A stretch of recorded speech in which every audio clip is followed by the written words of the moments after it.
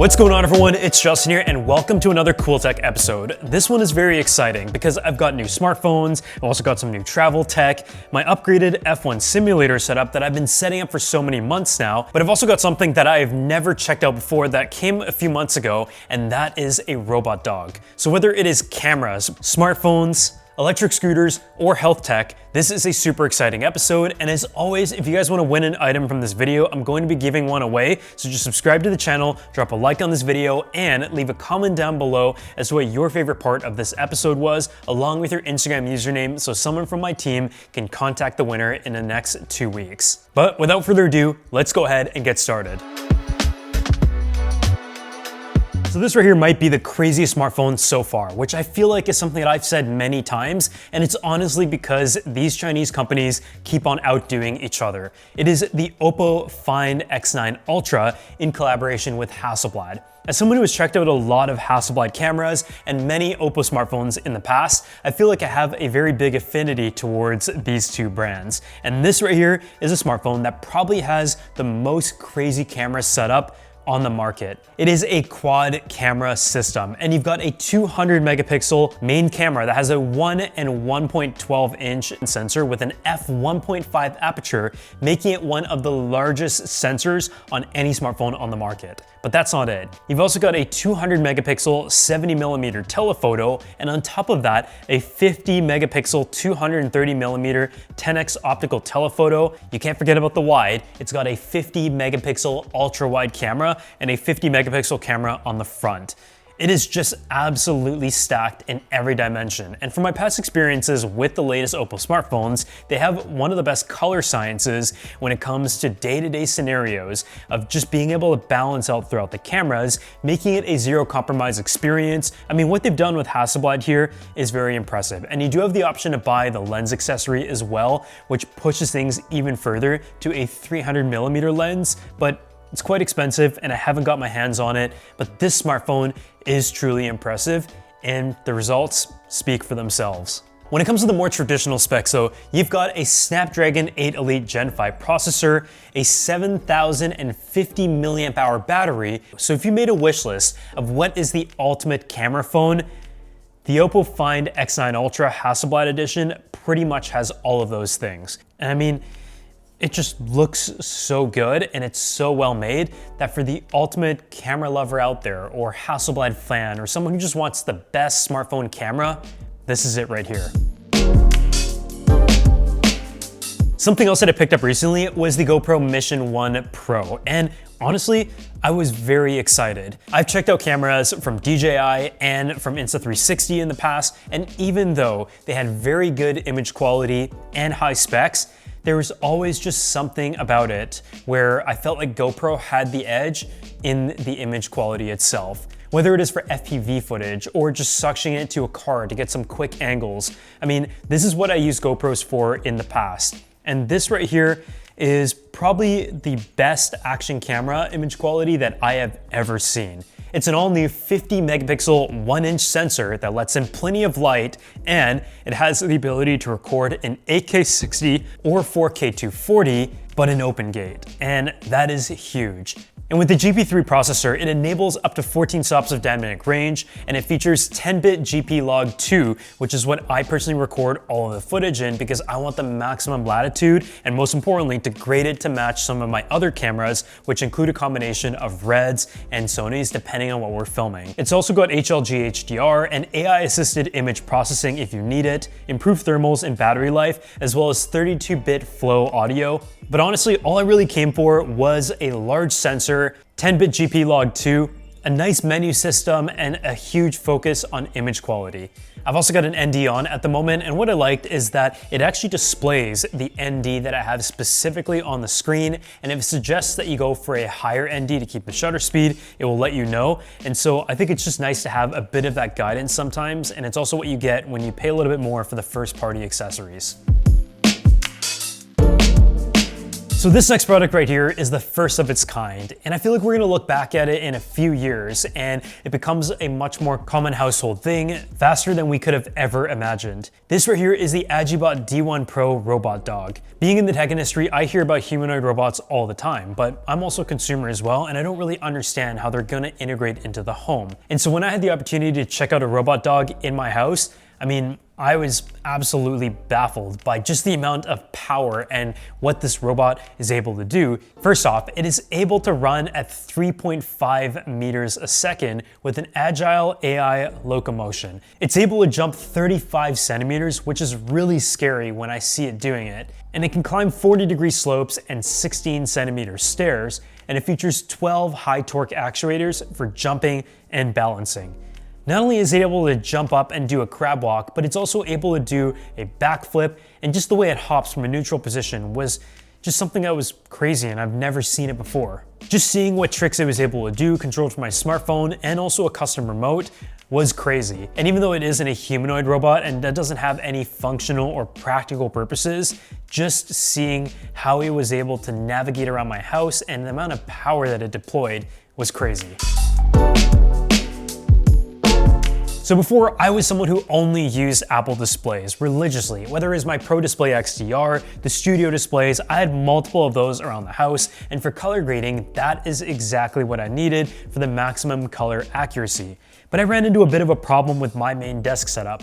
I want to play my PlayStation at my main desk while I'm working and hanging out, and I have a triple monitor display setup. But unfortunately, Apple doesn't allow any external inputs, and so I went ahead to go on a hunt to find the best 32-inch monitor that was able to fit into the setup. And so that hunt led me to the LG Ultrafine Evo 6K 32-inch monitor. It features a 6144 by 3456 nano IPS black display. It's 6K, 32 inches, which on its own is not going to be a cheap monitor, and it's also going to be very hard to find many monitors out there that have this spec in particular.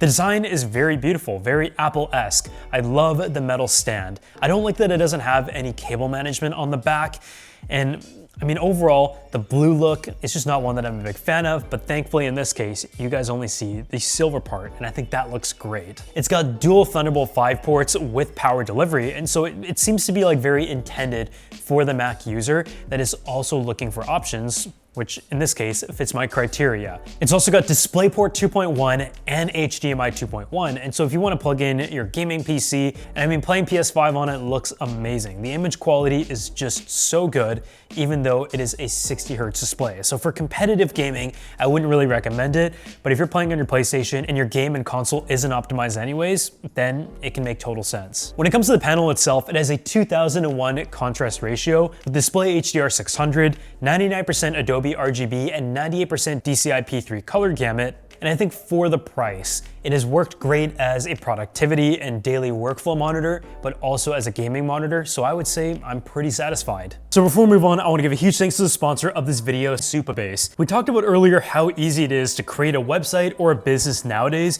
using tools such as Lovable, where you can go from a concept and a vision into a workable version faster than ever before. And that is an amazing progression that wasn't really possible even just a couple of years ago. Whether you're a beginner or an experienced developer, tools like Lovable nowadays make it easier than ever before, while Supabase takes over the backend, which is often not talked about, but in fact, even more important when you need to be able to launch at scale. What I love about this workflow is that it takes away the hiccup of the second part of creating a workable application. Instead of spending time on the boring setup process, you're now spending time on improving the app itself, taking in user feedback, marketing, or whatever you choose to spend the time on, and that is where tools like Lovable and Supabase are changing the game. Instead of worrying about all the foundational pieces, you can focus on building features, testing ideas, creating something that people actually want to use, and also gathering user feedback and marketing your app along the way, as opposed to actually trying to build the backend manually. And if you guys want to go ahead and check out how Lovable and Supabase can transform your workflow, make sure you visit the link in the description section below. So the next product doesn't remotely fit on the desk, but you guys know that over the years, I've been building multiple F1 simulators, from more consumer level ones to advanced ones, and now I've probably built the best one yet, and that is more of a professional one. It consists of the highest end play seat chair. In addition to that, a 49-inch curved monitor, GSI wheel, and everything else is from Simucube, which is a company that I've wanted to check out products from for so many years, and it is kind of overkill for my personal use, but the experience has been incredible. So let's go ahead and hop over to that. So for this particular setup, I've gone with the same F1 simulator sim that I've gone in my previous setup, and I've kind of carried that over because I feel like it is the best suited for my use case. But when it comes to the actual main wheelbase and the pedals, this is where Simucube comes in. This is a Simucube 2 Pro wheelbase, and I also have the GSI X29 steering wheel that is the shape of like the Formula 1 style. And when it comes to the pedals, these are the Simucube Active Pedal Ultimates, which is a very interesting concept that actually provides one of the most authentic experiences out there. Beginning with the actual wheelbase, which is where the steering column is attached to, this is one that has 25 Newton meters of force. It has a very smooth and responsive experience with low latency, a very industrial grade construction, and it gives you that ultra precise force feedback. And especially when you get into this realm of wheelbases, you're gonna notice that the amount of precision and the way it feels like you're actually driving on the road is just far more refined.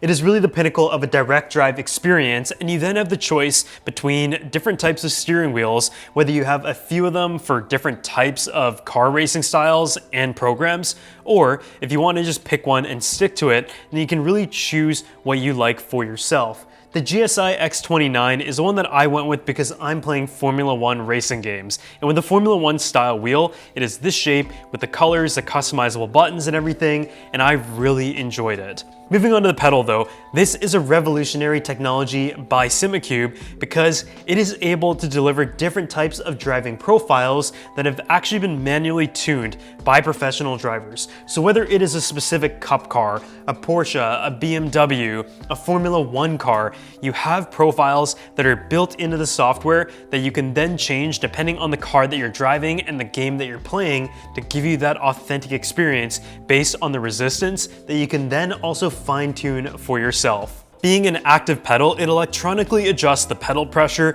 travel, and feel with seconds. So it essentially feels like you're driving a real car in all scenarios, and this really is the ultimate combination. This is also all controlled through the Simucube tuner, so you can adjust all the different settings and the feedback of your wheelbase as well as the active pedal setup, and so you can fine-tune everything so well, and it definitely is the most refined and reliable setup that I have ever used. But the Simucube setup, I would say, is the sweet spot of how I drive racing simulators, where I want something that is premium, has good reliability, customizability, and good feedback, but can also last me for many years to come. And if you're willing to spend the money, whether you are a prosumer hobbyist or someone who is looking to get serious into sim racing, then I think their lineup has been amazing to try firsthand.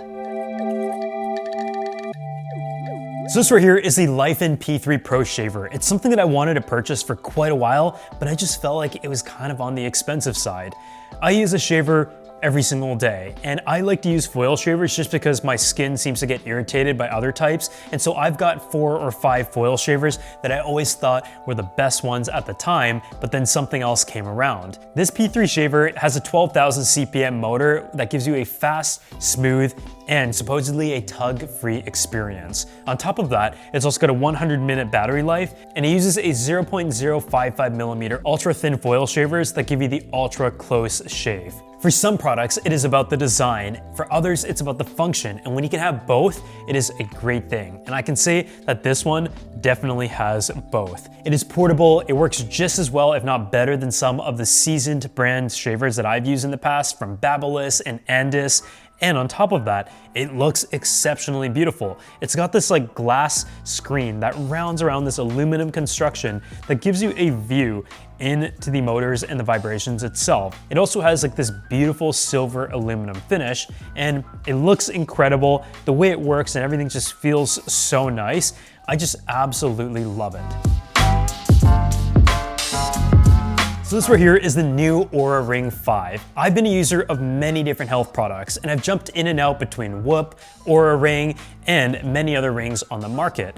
But the first thing you're gonna notice is that the Oura Ring 5 is on a bit of a diet. It is 40% smaller and 20% thinner than the previous generation, and it tracks heart rate, HRV, blood oxygen, temperature, sleep, and stress 24/7 and has a battery life of about 6 to 9 days. It's not as good as a battery life as what you get on the Whoop, for example, but it is a much smaller device, and it just baffles me how much engineering it has to go through to be able to fit all the things in such a small form factor that at this point, I don't know how they would make it any thinner. It has gotten quite expensive, and you also have the monthly subscription fee of about $8.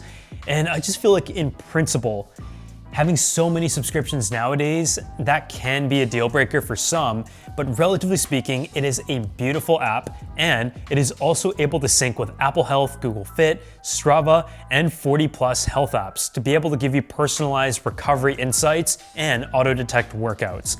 When it comes to the accuracy of the data, every single product has its own variables and strengths. Some are better at active workouts, some are better at sleep tracking. And then from there, you can decide if it's worth it, if you need the most accurate option for certain categories, or you're perfectly fine with something that is more so focused on a nice form factor that you can wear every single day, as opposed to finite accuracy.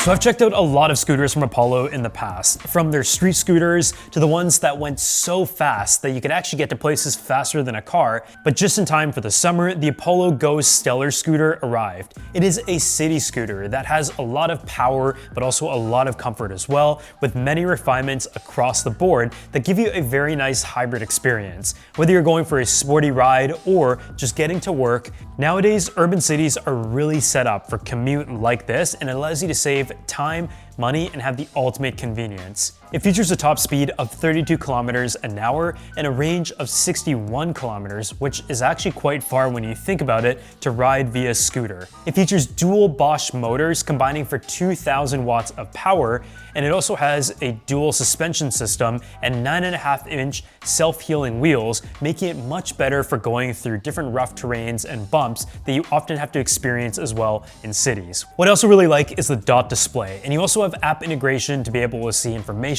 of the scooter itself, and I also really like that Apollo has as many anti-theft features that are built in as possible. And I think it's a really good balance of durability, performance, and safety in one scooter. It's not one that just goes absolutely crazy and hits these crazy max speeds that you have to worry about, but it's also one that is still relatively portable at 55 pounds that allow you to bring it to your office. So if you're looking for the ultimate summer fun or something to replace your daily commute and just replace the aspects of walking, then you should definitely go ahead and check out the Apollo Go Stellar scooter. So if the Hasselblad X9 Ultra is just out of your price range or out of what you need on a smartphone, this right here is the Xiaomi 17T Pro. And I feel like this whole last few years, I've been talking a lot about Vivo, Xiaomi, and OPPO all going together in terms of the best camera technology on the market.